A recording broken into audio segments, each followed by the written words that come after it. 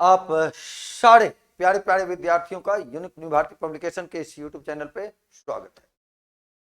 जैसा कि आप लोगों को पता है कि प्रीवियस ईयर क्वेश्चन के सॉल्यूशन पब्लिकेशन के माध्यम से आप तक पहुंचाए जा रहे हैं। जो बुक आप यहाँ देख रहे हैं सामने डीएलएड के हैं, एक 29 सेट्स का है जिसमें सारे क्वेश्चन प्रीवियस ईयर के, और एक 35 सेट्स का है जिसमें प्रीवियस ईयर के भी क्वेश्चन हैं, साथ ही साथ आपको मॉडल सेट भी। जैसे ये आपका 29 सेट्स वाला है जिसमें टोटल क्वेश्चन आपके प्रीवियस ईयर के क्वेश्चन हैं, और ये आपका 35 सेट्स है, प्रीवियस ईयर के 15 सेट्स हैं और बाकी सारे 35 सेट्स जो हैं ये आपके ये 20 सेट्स जो हैं वो आपके मॉडल प्रैक्टिस के। तो ये सारे किताब को खरीद के और आप अपनी तैयारी में नया जान ला सकते हैं। और आज जो हम लोग डिस्कस करने वाले हैं वो 8 जून 2023 के फर्स्ट शिफ्ट के क्वेश्चन को डिस्कस। 8/6/2023 में जो सवाल पूछे गए थे उस क्वेश्चन का डिस्कशन मैं देने जा रहा हूं आपको। चलिए आइए फटाफट देखें। ये देखो क्या कहता है, किसी त्रिभुज की एक भुजा बढ़ाई जाए तो बाह्य कोण अभिमुख अंतः कोणों के, ये तो डायरेक्ट थ्योरी है, अभिमुख अंतः कोणों के योग के बराबर होता है। इन जानते हैं, ये देखिए कोई भी ट्रायंगल में जब आप एक साइड बढ़ाते हैं तो ये वाला कोण इस दोनों कोणों के योगफल के बराबर होता है। कारण अगर यहाँ मान लो ये आप लेते हो x और यहाँ लेते हो y, तो ये वाला कितना होगा 180 माइनस एक्स प्लस है ना। ये टोटल 180 है तो 180 में घटाएंगे तो फिर x प्लस y हो जाएगा। तो ये ध्यान रखना है आपको, ये डायरेक्ट थ्योरी लिखे गए हैं कि बाह्य कोण जो होता है अभिमुख अंतः कोणों के योगफल के बराबर होता है, योग के बराबर होता है। क्लियर है। चल अगले क्वेश्चन में देखो यहाँ क्या कहा जा रहा है।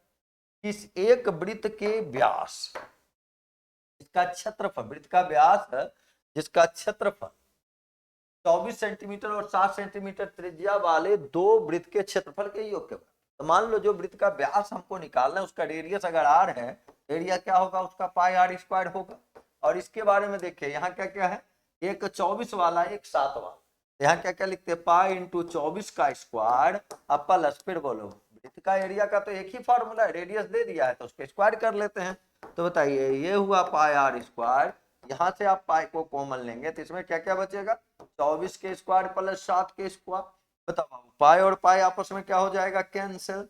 अब बताएं यहाँ r स्क्वायर बराबर ये 576, ये 49 है, जोड़ेंगे तो कितने 625, तो r का मान कितना निकल जाता 25। तो रेडियस अगर पूछता तो 25 लिख लेते, लेकिन आपको क्या पूछा गया है देखो तो वृत्त का व्यास पूछ रहा है।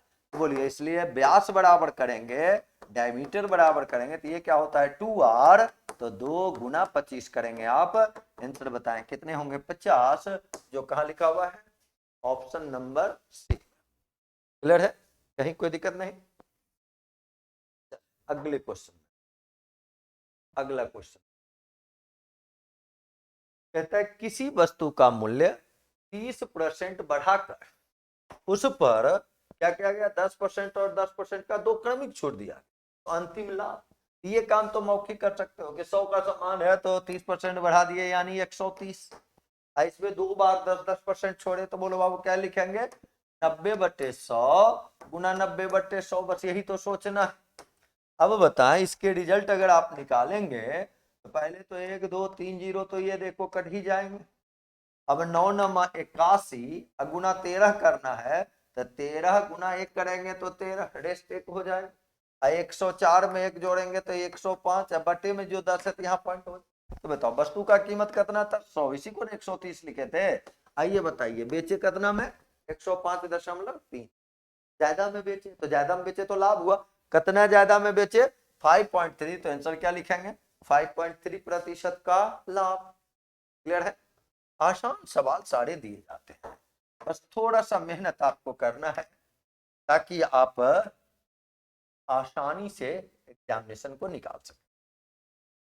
चलिए यहाँ क्या क्वेश्चन पूछा जा रहा है इसको देखें। कहता है प्रत्येक धनात्मक समपूर्णांक के लिए निम्नलिखित में से कौन सा सत्य है जबकि Q एक पूर्णांक है। ये ध्यान दीजिए Q अगर पूर्णांक है, यहाँ क्या लिखा हुआ है समपूर्णांक। समपूर्णांक में हमेशा क्या होता है 2 से कटता है, 2 से कटेगा उसका कोफिशिएंट 2 रहना है। तो बोलो यहाँ क्या लिखोगे यह 2q रूप का होता है, हो गया आंसर, और तो कोई काम ही नहीं करना है ना। जो भी सम पूर्णांक होगा वो हमेशा 2 से कटेगा, यानी उसका एक गुणांक जो होगा वो हमेशा 2 होगा, तो उसी को क्या लिखेंगे कि ट्रू क्यू के रूप में रहता है। इन हो गया, तो आंसर हो गया ऑप्शन नंबर डी। चलो अगले क्वेश्चन में चलें। ये देखिए यहाँ के, यदि बिंदु 6 1 8 2 9 4 5 और P3 समचतुर्भुज के शीर्ष क्रम में हो तो P का मान निकालना है। तो देखो इसको डिस्टेंस फार्मूला से भी बनाया जाता है, लेकिन आम आसान होगा। ये आप जानते हैं कि समचतुर्भुज का विकर्ण जो होता है एक दूसरे को बाइसेक्ट करता है, समद्विभाजित करता है, यानी उस वो जो पॉइंट है, पहला विकर्ण का भी मिड पॉइंट है, दूसरा विकर्ण का भी मिड पॉइंट है, तो आप मिड पॉइंट थ्योरी से बना ले। तो मिड पॉइंट थ्योरी क्या कहता है, देखो विकर्ण अगर होगा तो कौन कौन, ए और सी आमने सामने आएगा, अब बी और डी आमने सामने आएगा, ए और सी, और दूसरा बी और डी से विकर्ण तैयार होगा, और उसका मिड पॉइंट अगर करोगे एक्स कोऑर्डिनेट जोड़िए, यानी 9 + 6, अब बटे में यहाँ है 9 + 6 बटे 2, यही होता है मिड पॉइंट।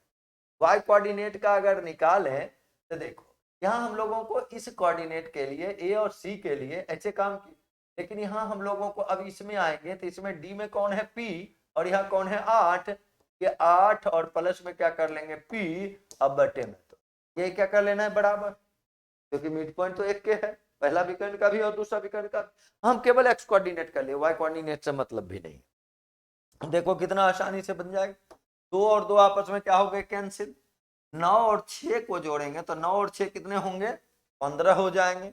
आइए 8 इधर आके माइनस हो जाएगा, अब बराबर यहाँ देखो कितने हो जाएंगे, पी हो जाएंगे। तो बताएं, इसलिए पी बराबर अगर देखा जाए तो पहले आपने क्या निकाला, 7 निकाला, पी बराबर क्या हो गए, 7 हो गए। अब एक चीजें तो आप यहां से कर सकते हैं, दूसरा आ जाए तो मिड पॉइंट में। अब ये देखो अगर हम लोग डिटेल बनाते, जैसे यहां हम लोगों का मिड पॉइंट थ्योरी से ये काम कर लिया गया, इसको अगर डिटेल बनाएंगे तब किससे बनाएंगे बताइए, तब तो आपको डिस्टेंस फॉर्मूले वहां लगाने होते, डिस्टेंस फॉर्मूला आप लगाते तो वहां स्क्वायरिंग का कंडीशन आता, तो एक बार प्लस और एक बार माइनस के वहां इस्तेमाल होते। तो हमको उतना नहीं सोचना है, केवल ये देखना है, देखो 7 किस में है, इसमें ए में, तो 7 या 11 लिख लेना है। डिस्टेंस का फॉर्मूला तब आपको अप्लाई करना पड़ जाता, तब अप्लाई करते हम लोग कब, जब हम लोगों को 7 भी रहता, 11 भी रहता, 7 या 11 भी रहता। इसके लिए उसको क्या बनाना है, एक जगह से 7 निकाले, पी का मान लिख दी, जहां 7 वाला है वो आंसर हो गया, ठीक है। नहीं तो फिर डिस्टेंस फॉर्मूले से आपको बना लेने, ठीक है। समानांतर चतुर्भुज में डिस्टेंस फॉर्मूला कैसे लगाएंगे, तो डिस्टेंस फॉर्मूला आप जानते हैं, समानांतर चतुर्भुज का आमने सामने का जो भुजा होता है वो बराबर होता है। तो एक बार हम निकालते कौन सा, ए बी भुजा, और ए बी भुजा के सामने कौन रहता, सी डी भुजा, तो ए बी भुजा का जो लेंथ होगा वो सी डी भुजा के लेंथ के बराबर होगा, तो वहां से काम कर लेते हैं हम लोग, तो वहां से आपको दोनों रिजल्ट आ जाते हैं, लेकिन इस क्वेश्चन के लिए उसकी आवश्यकता नहीं। आ जा देखो, कहा गया एक बेलन की ऊंचाई जिसकी त्रिज्या 7 सेंटीमीटर है, टोटल सरफेस एरिया दे रखा है। तो बेलन में आप जानते हैं कुल सतह का क्षेत्रफल, कुल सतह का क्षेत्रफल का फॉर्मूला क्या होता है बाबू बेलन में, 2πr(h) प्लस 2πr², ये हो, और ये दे रखा है कितना, 980। चलो आ जाओ, थोड़ा अगर सॉल्व करें इसको तो 2π, पाई के बदले आप जानते हो कितना लेना है, 22/7, रेडियस ये कॉमन ले लेते हैं, तो रेडियस कितना 7, बोलो 2πr आप कॉमन ले लिए, तो यहाँ क्या बचा h, अब प्लस यहाँ एक r बचा हुआ है, r के बदले आप 7 लिख लो, आ जाओ 900। अब तो केवल कैंसिल ही करने हैं ना, चलिए आइए कैंसिल करें, पहले तो ये 7 से 7 को काट दें, 22 से अगर इसको काटेंगे तो बोलिए बाबू 22 से ये कटेगा तो पहले कितना बार में कटेगा, 22 से 4 बार में कटेगा, तो 22 चौक 88 हो जाएगा, फिर बचेगा कितना 8, तो फिर 22 चौक 88। अब बताएं यहां से 2 से अगर इसको काटेंगे तो कितने बार में, 22 बार में, तो h + 7 बराबर अगर 22 है तो h के मान, ये 7 इधर जाके घट जाएगा, और आंसर क्या आ जाएंगे, 15 आ जाएंगे। बोलो कहां लिखा हुआ है, ऑप्शन नंबर। फॉर्मूला याद है तो मेंसुरेशन के सवाल आसानी से बनाया जा सकता है। और मेंसुरेशन से आपको सवाल लगभग दिए जाते हैं, है ना। फर्स्ट सेट में आप देख रहे होंगे 3 से 4 सवाल मेंसुरेशन के रहते हैं, 3 तो फिक्स है कि वो रहना ही। आ जाइए अगले क्वेश्चन में।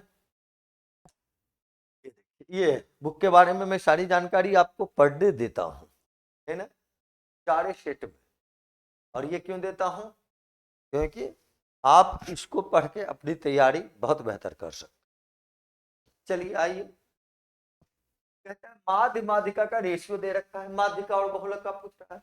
तो जैसे ही देखे कि ये रेशियो है, आप डायरेक्ट डाटा ही मान लो कि माध्य है 9, माध्यिका है, तो बोलो बहुलक बराबर पर डे। देखो इस पे भी सवाल रहते ही हैं। बहुलक के लिए आप क्या पढ़े हो फॉर्मूला, 3 गुना माध्यिका। बहुलक के लिए क्या पढ़े फॉर्मूला, 3 गुना माध्यिका माइनस 2 गुना माध्य। 3 गुना माध्यिका माइनस 2 गुना माध्य। माध्यिका आपका देखिए, माध्यिका ही बाद वाला है, यानी 3 गुना 8 माइनस 2, और गुना में कितने करेंगे 9, तो 8 3 24, माइनस में क्या कर लिए बाबू 18। 24 में 18 को घटा देंगे तो आएंगे कितने 6। आपको पूछा क्या गया है ये बताएं, आपको पूछा गया है माध्यिका और बहुलक का रेशियो। माध्यिका और बहुलक का रेशियो, तो देखो माध्यिका के लिए क्या लिखा हुआ यहाँ 8, और बहुलक आपने क्या निकाला 6, 2 से काट देंगे, देखो रेशियो आ गया कितना 4 और 3, कहाँ लिखा हुआ ऑप्शन नंबर बी। तो एक फॉर्मूला ये तो बिल्कुल रट लेना है, बहुलक बराबर 3 गुना माध्यिका माइनस 2 गुना माध्य को तो किसी भी हालत में नहीं भूलें। चलिए अगले क्वेश्चन में आ जाए। दो क्षेत्रों के आयतन का अनुपात देखो 8/27 है, आर और आर गोले की त्रिज्याएं हैं, ऐसा दे रखा है। गोले का त्रिज्या ऐसा दे रहा है, देखो है ना, गोले लिखा हुआ, ये एक गोला का, ये दूसरे गोले के रेडियस का रेशियो है, और ये आपको निकालना है। तो पहले ये देखें, ये अगर आयतन का रेशियो है तो इसके लिए आपको अगर इसका रेशियो निकालेंगे तो इसका क्यूबिक रूट, है ना, घन मूल निकाल देना, ठीक है। तो बोलो बाबू इसके घन मूल जब निकालेंगे तो इसका 2 हो जाएगा, इसका 3 हो जाएगा। अब सवाल पे आए, पूछ क्या रहा है आपको, कैपिटल आर माइनस आर अनुपात में स्मॉल, यानी यहाँ आप क्या लिखेंगे 3 माइनस 2, तब यहाँ आपको 2 लिखना है। 3 माइनस 2 यानी आंसर देखो क्या आएंगे 1:2, कहाँ लिखे हुए हैं ऑप्शन नंबर बी। ये सारा क्वेश्चन केवल आप सोच के लिख सकते हैं, सबके लिए इतना लिखना जरूरी नहीं, वो तो मैं आपको ये लिख देता हूँ, आप समझ सकें बेहतर तरीके से, इसके लिए ये सारा डाटा लिखे ने। ऐसा नहीं कि फिर पाई आर स्क्वायर करने लगिएगा या 4/3 पाई आर क्यूब करने लगिएगा, उन सारी चीजों पे रेशियो में जाने ही नहीं, परसेंटेज में जाने ही नहीं। चलिए अगले क्वेश्चन में चले हम लोग। ये देखो क्या कहता है, सेक पावर में 4 theta minus sec square theta, इसके रिजल्ट आपको ये किसके बराबर होगा, ये आपको यहां से निकालना है। तो इसमें अगर देखें तो ये सेक स्क्वायर थीटा तो कॉमन भी आप ले सकते हैं, फिर यहाँ 4 गो सेक था तो 2 गो बचा हुआ रह गया, यानी सेक स्क्वायर थीटा -1 हो जाएगा, सेक स्क्वायर थीटा -1। अब आ जाए इसके बदले बताएं, इसके बदले क्या लिख सकते हैं, सेक स्क्वायर थीटा का फॉर्मूला क्या होता है बाबू, 1 + tan स्क्वायर थीटा होता है ना, 1 + tan स्क्वायर थीटा। आइए बताएं सेक स्क्वायर थीटा -1 का फॉर्मूला क्या होता है, tan स्क्वायर थीटा। 10 में क्यों बदल रहे हैं, क्योंकि सारा ऑप्शन तो 10 में ही दे रखा है। अब तो गुना कर लो बाबू, बताओ इसको लिखेंगे तो ये हो गया tan स्क्वायर थीटा प्लस इसको गुना करेंगे तो फिर क्या हो जाएगा 10 पावर में 4 थीटा। आंसर लिखिए tan square theta plus 10 power में 4 थीटा, कहाँ लिखा हुआ है ऑप्शन नंबर, केवल गुना तो करने, छोटे छोटे ट्रिगोनोमेट्रिकल रेशियो से आपको क्वेश्चन पर डे देख रहे हैं कि पूरे त्रिकोणमिति से 3 क्वेश्चन रहते हैं, एक वैल्यू वाला रहता है लगभग, और 2 क्वेश्चन ट्रिगोनोमेट्रिकल रेशियो रहते हैं, इसी पे कमांड करने। हाइट एंड डिस्टेंस तो एक भी सवाल दिया भी नहीं जाता, हो सकता है आगे के रेट में मिले, वो देख लेंगे, लेकिन ट्रिगोनोमेट्रिकल रेशियो तो आपको पूर्णतया ध्यान में रखने ही है। चलो आ जाओ अगले क्वेश्चन पे हम लोग अब चर्चा शुरुआत करते हैं। अगला क्वेश्चन क्या कह रहा है ये देख लेते हैं। 3 5 7 9 की बारंबारता आपको दे रखा है ना, इसका बारंबारता ये है, इसका ये है, इसका ये है, इसका ये है, और इसके माध्य दिए हुए। जब माध्य और बारंबारता दे रहा है, देखो तो 3 कितना बार आया हुआ है बोलो, x माइनस 2 बार, तो सबको जोड़ेंगे। प्लस बोलो 5 कितना बार आया हुआ है, x प्लस 2 बार। 7 कितना बार आया हुआ है, x माइनस 3 बार। 9 कितना बार आया हुआ है, x प्लस 3 बार। और जो सारे जितने बार हैं fx से भाग देंगे तब ना बारंबारता, यानी यहाँ ये माध्य निकलेगा, x minus 2 plus x plus 2 plus x minus 3 plus x plus 3 is equal to, बताएं क्या दे रहे हैं, 6.5 दे रहे हैं। चल बस इसी को तो सॉल्व कर लेंगे। पहले तो यह नीचे अगर देखो -2 + 2 कैंसिल, -3 प्लस ये सॉरी -3 + 3 कैंसिल, x तो रहेगा यार। चलिए बोलिए बाप, अब यहाँ हम लोग को गुना मेन करने हैं, बताइए ये कितने हो जाएंगे, 3x, तब x को मैं एक साइड लिख देता हूँ, प्लस में 5x, यहाँ बोलो बाबू प्लस में 7x, या मौखिक भी कर सकते हो, प्लस में कितना 9 है। चलो और देखिए यहाँ कितने हैं, -6, यहाँ बोलो बाबू प्लस 10, यहाँ फिर बोलिए 7 या 21 -21, 9 या 27 प्लस 27, है ना, बराबर डायरेक्ट कर लेते हैं। यहाँ क्या क्या बचा, x plus x plus x plus x, यानी 4x उधर जाके गुना हो जाएगा। 6.5 में 4 से गुना करते हैं तो 2 से गुना करेंगे तो 13, और 13 दूनी 26, यानी ये क्या हो जाएंगे, 26x हो जाएंगे। यहाँ तक क्लियर, लेफ्ट राइट तो केवल करना है। चलो अब ये बोलो 3 और 5 कितने हो गए, 5 3 8, 8 7 15, 15 में 9 को जोड़ेंगे तो 24 हो जाएगा, इसको उधर ले जाके घटा देंगे तो 2x हो जाएगा, बराबर। अब बोलो बाबू यहाँ 27 में 21 घटा तो कितने हो गए, 6 हो गए। 6 में 10 को, या 6 और 6 घटा दीजिए, 2127 प्लस माइनस कट गया, तो बोलो यहाँ क्या बचा हुआ है, 10 बचा हुआ है, तो x के मान बोलो बाबू क्या निकल गए, 5 निकल गए, निकल गए। आंसर देखिए x ही का मान निकालना था, कितने हो गए, 5 हो। फ्रीक्वेंसी जब दिया हुआ रहता है तो उसको मल्टीप्लाई करके टोटल ऊपर, और जितना फ्रीक्वेंसी है sigma fx by sigma f, माध्य का ही फॉर्मूला है ना, माध्य बराबर, अगर देखो माध्य जो दे रखा था तो माध्य के लिए क्या फॉर्मूला हम लोग पढ़ते हैं, sigma fx by sigma f, ये तो किया गया। f का मतलब क्या हुआ, फ्रीक्वेंसी हो गया, नहीं वही फ्रीक्वेंसी वाले को नीचे किए हुए। चलो अगले सवाल में, बिंदु 3 2 और -3 2 दोनों कहां अवस्थित हैं ये आपको बतलाने, तो इसको गौर से पहले देखो यहाँ क्या लिखा हुआ है, 2 लिखा हुआ है, नहीं 2 बाद में लिखा हुआ है। बाद का मतलब बताइए बाबू, x एक्सिस या y एक्सिस, x कोऑर्डिनेट या y कोऑर्डिनेट, तो बाद में तो हमेशा y कोऑर्डिनेट ही रहता है, बाद में हमेशा कौन रहता है बाबू, y कोऑर्डिनेट रहता है, तो y कोऑर्डिनेट पर। और ये 3 2 कहने का मतलब, यहाँ थोड़ा मैं समझा देता हूं, ये 3 2 कहां आएगा, इधर 3 आएगा, और 2 y ऊपर जाता है, यहाँ भी देखो 2, यह -3 आएगा, यहाँ 2 ऊपर जाएगा, तो ये बस देखे, इसको आप लिखेंगे क्या, x अक्ष के एक ओर, यही ना, तो x अक्ष के ऊपर भी कह सकते हैं, लेकिन यहाँ ऊपर नहीं देखे, लिखा हुआ है x अक्ष के क्या लिखोगे, एक और लिख लो, यही हो जाए, सर हो गया। चलो अगले क्वेश्चन में आ जाइए, एक आयत का लंबाई चौड़ाई दिया हुआ, एरिया निकालना है। आयत का तो एरिया सब बच्चों को याद है, लंबाई गुना चौड़ाई, 15 गुना 10 कर दिए, देखो कितने हो गए, 150। यह तो कोई काम ही नहीं करना है। एरिया का फॉर्मूला क्या होता है, लंबाई गुना चौड़ाई। इसी में अगर पेरीमीटर का फॉर्मूला निकालना होता, पेरीमीटर बराबर क्या लिखते हैं हम लोग, 2 × L + B, है ना फॉर्मूला रटना। प्रथम 10 अभाज्य संख्या की माध्यिका, माध्यिका का मतलब क्या हुआ, मिडिल वाला।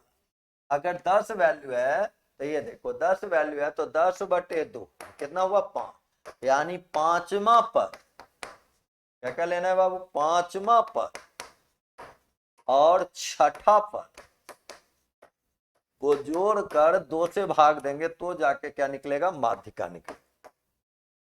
पहले तो 5वां और 6ठा पद ज्ञात होना चाहिए, तब ना माध्यिका निकालेंगे। चलो अभाज्य संख्या लेना है, कौन कौन सा लेना है ये देखो। प्रथम दर पहला कौन है, 2 है, के बाद वाला 3 है, फिर देखो 5 है, फिर देखो 7 है, फिर देखो 11 है, फिर देखो 13 है, फिर देखो कौन सा हो जाता है 13 के बाद 17 हो जाता है, फिर देखो कौन हो जाता है 19 हो जाता है, फिर देखो कौन हो जाता है 23 हो जाता है। गिनो 1 2 3 4 5 6 7 8 9 और 23 के बाद अगर देखो तो 29 हो जाता है। इन हो गया। तो माध्यिका के लिए अब देखना है बीच में कौन कौन सा आ रहा है। असेंडिंग में तो मैं लिखा हुआ हूं 1 2 3 4, यहां देखो पांचवा पद लेना। तो पांचवा पद अगर देखा जाए तो यही दोनों आएगा ना। तो इसको आप जोड़ो 11 प्लस 13 बटे में 2 कर लेने हैं, आंसर आपके 12 हो गए। तो कहां लिखा हुआ है, ऑप्शन नंबर सी। कहां लिखा हुआ है, ऑप्शन नंबर सी। क्लियर है। अगले क्वेश्चन की ओर मूव करें। अब माध्यिका मिडिल वाला टर्म माध्यिका होता है। अगर 9 ही पद रहता तब क्या करते हैं, 9 प्लस 1/2 यानी पांचवा पद जो है वो बीच में। लेकिन 8 पद रहेगा तब तो बीच है नहीं। तब क्या करते हैं, 8 में 2 से भाग लगाए 4 यानी चौथा पद प्लस पांचवा पद बटे 2। यही आपका क्या होता है, माध्यिका होता है। चलो अगले क्वेश्चन में देखो,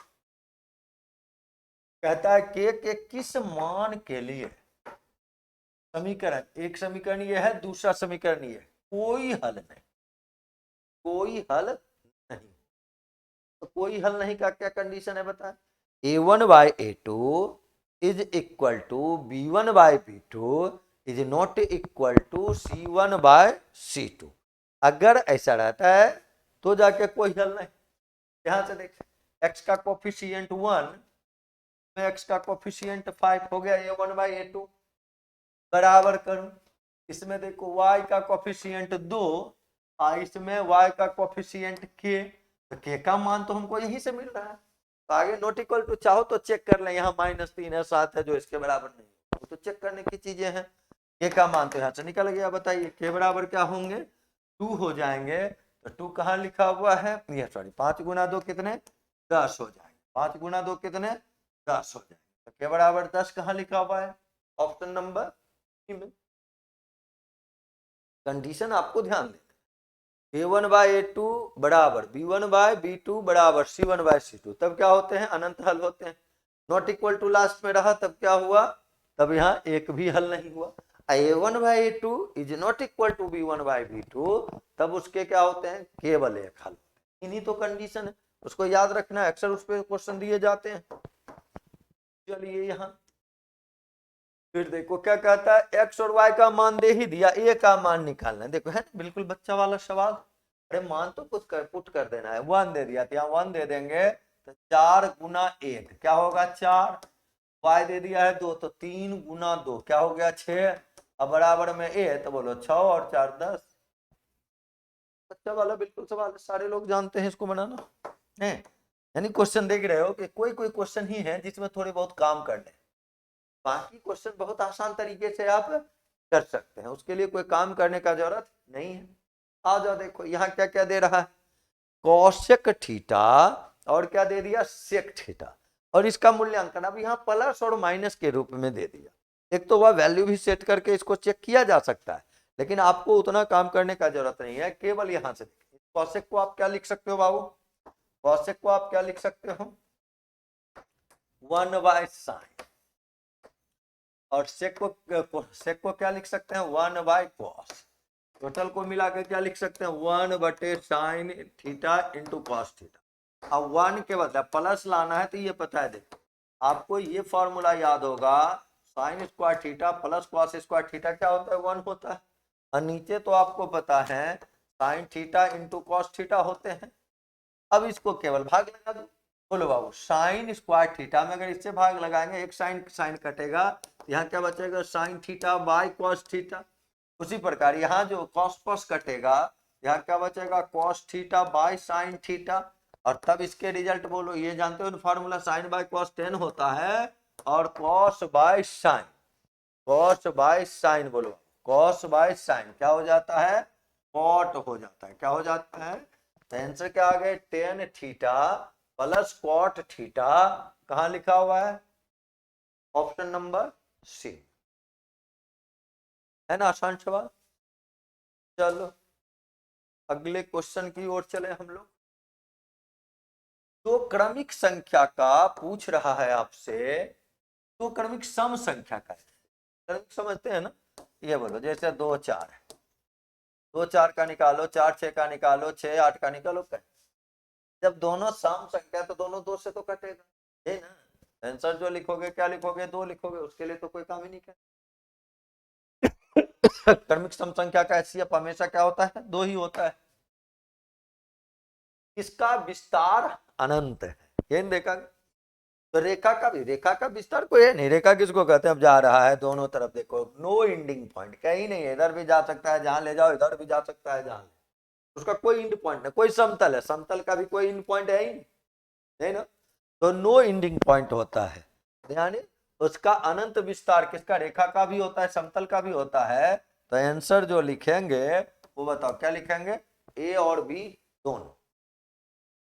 विस्तार अनंत करने का मतलब उसका कोई लिमिटेशन नहीं है, कहां तक जाएगा, कोई रेखा है। आप खींचे इतना बड़ा, मेरा मन किया मैं खींचा इतना बड़ा, कोई खींचा इतना बड़ा, कोई धरती के बराबर, कोई उससे भी बड़ा, कोई ब्रह्मांड के बराबर, कोई उसका लिमिटेशन नहीं। इसलिए उसको क्या कहते हैं हम लोग, रेखा का भी अनंत विस्तार होता है और समतल का भी अनंत विस्तार होता है। चलो आ जाओ यहां देखो, एक बहुपद आपको दे रखा है और इसके x-2 से पूर्णतया विभाज्य, पूर्णतया विभाज्य मतलब रिमाइंडर 0, है ना। रिमाइंडर थ्योरम लगाइए, x-2 बराबर 0 कर लें, x बराबर क्या हो जाएंगे 2। अब इसमें जाना है, जहां भी है x उसके बदले 2 रख देना, तो बोलो यहाँ क्या लिखेंगे 2 के क्यूब प्लस यहाँ क्या लिखेंगे 4 इंटू 2 के स्क्वायर माइनस यहाँ क्या लिखेंगे 2p, x के बदले 2 रख ले हैं, और प्लस में कितने 8, ये हो गए। अब बराबर में क्या कर देना है 0, रिमाइंडर तो 0 करना ही है। बोलो बाबू 2 का स्क्वायर 4, 4 चौके 16 और यहाँ 8 है, तो 16 और 8 कितने हो जाएंगे बोलो, 16 और 8 24 हो गए। 24 में फिर कितना जोड़ देना है 8, तो 24 और 8 बताएं कितने हो जाएंगे 32 हो जाएंगे। तो p बराबर निकालेंगे तो p का मान क्या निकलेगा 16, कहाँ लिखा हुआ है ऑप्शन नंबर ए में। तो कहानी तो बहुत आसान आसान सरल सरल चीजें पूछी जाती हैं। आप डीएलएड एग्जामिनेशन निकालना आपके लिए बहुत आसान, बशर्ते थोड़ी सी मन लगा के पढ़ाई कर, थोड़ी सी, ज्यादा नहीं पढ़ना। ज्यादा फिर पढ़ेंगे तो फिर समस्याएं होंगी, नहीं कम ही पढ़ लें, लेकिन रोज पढ़ लें, इस बात को ध्यान रखना।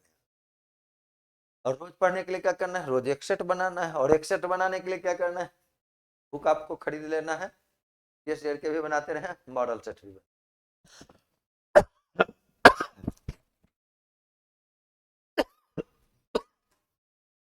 चलिए आगे चले हम लोग।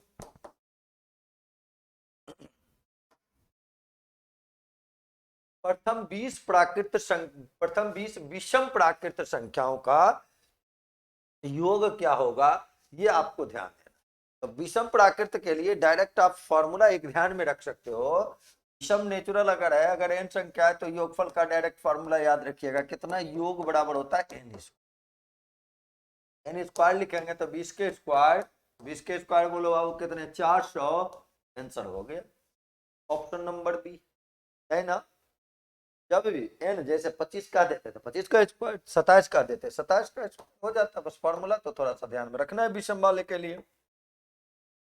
चलिए, और इसी बुक पे मैं चर्चा भी कर रहा था कि ये बुक तो आपको खरीद लेने हैं और काम आपको डेली करते रहना। यहाँ देखो क्या कहा जा रहा है, ए और बी मिलकर एक व्यापार किया। ए क्या किया 36,000 रुपया 8 महीना के लिए लगाया। बी क्या क्या कहा कुछ पूंजी, देखो कुछ पूंजी 6 महीना के लिए। ये आप जानते हैं व्यापार में लाभ या हानि का जो रेशियो होता है वो लगाई गई पूंजी और शामिल रहने के समय के बराबर होता है। लगाई गई पूंजी और शामिल रहने के समय, तो पूंजी गुना समय ए वाला, पूंजी गुना समय बी वाला, यही लाभ का रेशियो। अब देखो क्या कहा, पी को कुल लाभ का 15/31 भाग, यही समझना है। पी को मिला है 15/31, इसका मतलब 31 रुपया में 15 रुपया बी को मिला है, ये ना। तो बोलो ए को कितना मिला हो तो घटा दो 16, तो आप इसको लिख सकते हो। देखो ए का लाभ होगा 16, बी का लाभ होगा 15, ये समझिए 15/31 बी को मिला, यानी 31 रुपया में 15 रुपया बी को मिला, तो ए को कितना मिलेगा, 31 में 15 घटा दीजिए 16, यही होगा ना। तो ये देखो इसको लिख लिया, ए के लिए 16 और बी के लिए 15। अब तो यही कैंसिल कर लेने हैं फटाफट। चलिए भाई 6 से अगर कैंसिल किया जाए तो ये देखो कितने 6000 हो जाएंगे ना। 8 से कैंसिल, ये 2 बार में कर लोगे ना बाबू। और 2 से अगर देखा जाए तो ये फिर कट जाएगा ना 3000 बार में।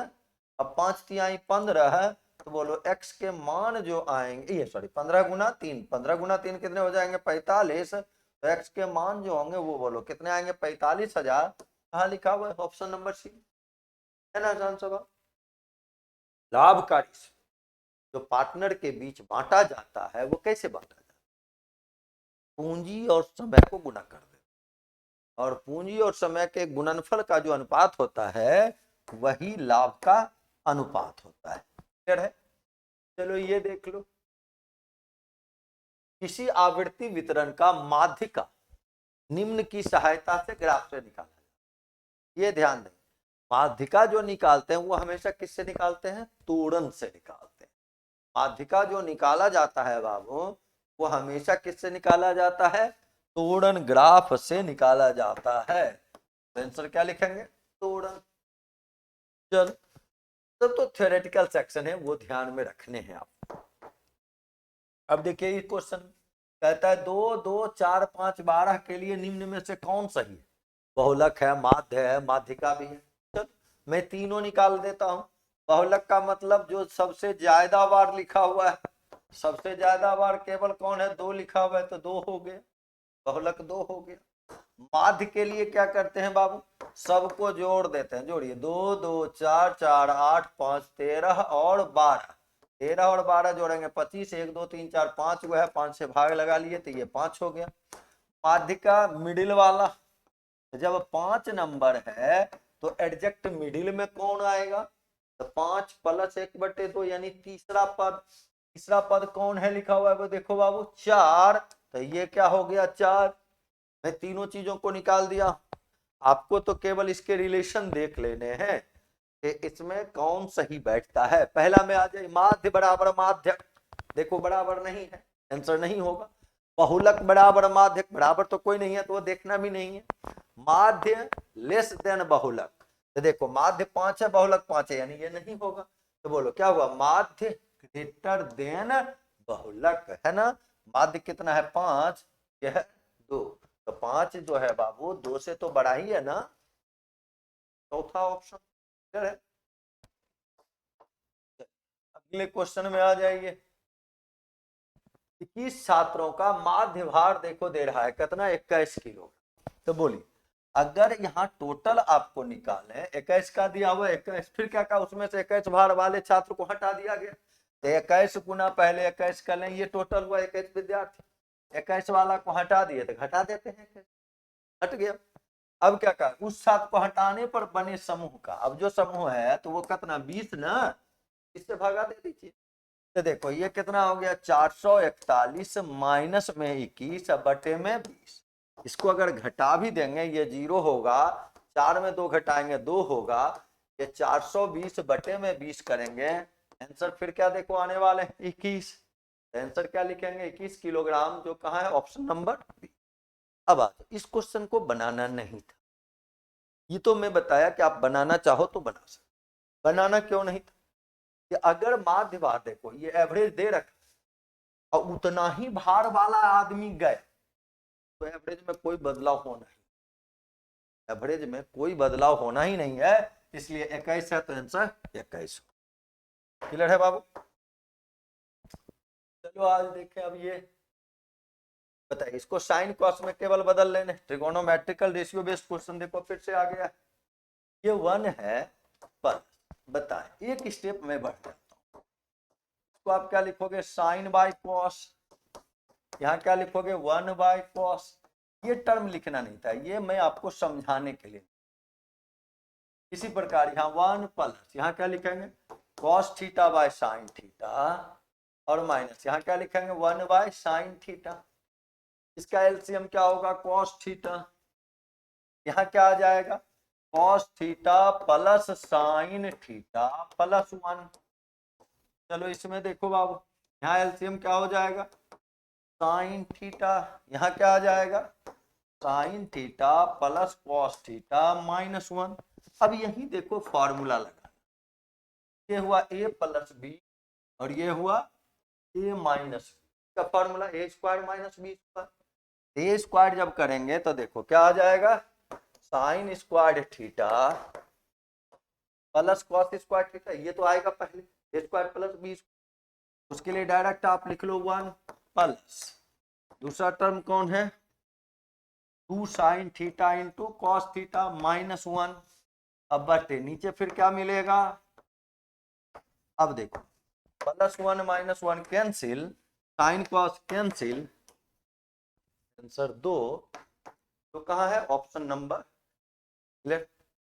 तो इस प्रकार से आज के सारे आपके क्लियर हो गए। तो फिर अगले सेट, सारे सेट का डिस्कशन आपको जाते रहता है, इसको आप ध्यान से देखते रहे।